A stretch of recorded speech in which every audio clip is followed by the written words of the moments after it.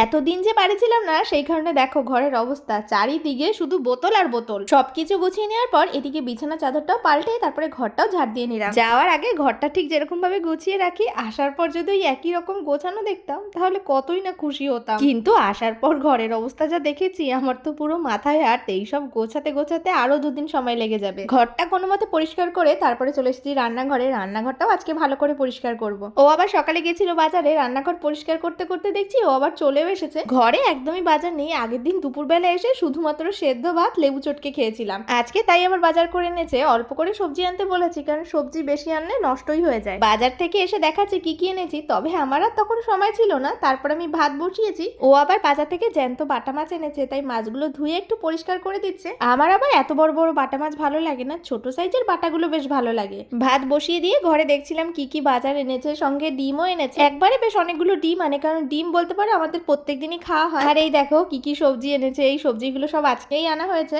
এরপরে কিছু জামা কাপড় ছিল, সেগুলো আমি ভিজিয়ে দিচ্ছি। আর জানো তো, দুদিন ধরে আবার জল দিচ্ছে না আমাদের এখানে। কি যে সে ঝামেলা, জামা কাপড়গুলো একটু ভালো করে ভিজিয়ে দিয়েছি। ও আবার যাবে কুয়োর ধারে জামা কাপড়গুলো একটু ধুয়ে আনতে। ভাত তো নামানো হয়ে গেছে, উপর দিয়ে দিয়েছি। এদিকেও মাছগুলো সব ভাজবে। তখন তো দেখলে যে বাটা মাছ এনেছে, আবার কিছুক্ষণ পর জানো পাশের থেকে কয়েক পিস রুই মাছও এনেছিল। এই মাছ নিয়ে প্রত্যেকদিন ওর সাথে আমার ঝামেলা হয়। এরপর আমি ভাত নিয়ে বসেছি, যেহেতু সকাল থেকে কিছু খাইনি। আলু সিদ্ধ আর দেওয়া হয়নি, দিয়েছিলাম একটা ডিম সিদ্ধ। এরপরে ও আবার দেখছি এক টুকরো মাছ দিয়েছে। ও যেহেতু সকাল থেকে কিছু খায়নি, তাই আমার থেকেই ওকে আবার খাইয়ে দিলাম। মাছটা আমার ভালোই লাগে না, তবে কিছু কিছু মাছ আছে যেটা খেতে ভালো লাগে, সবসময় আবার ইচ্ছা করে না। আর আমার বর এদিকে পুরো মাছ পাগল। বাটা মাছ, উচ্ছে, কাঁচকলা আর কুলেখাড়া শাক দিয়ে আজকে একটা পাতলা ঝোল বসিয়েছি।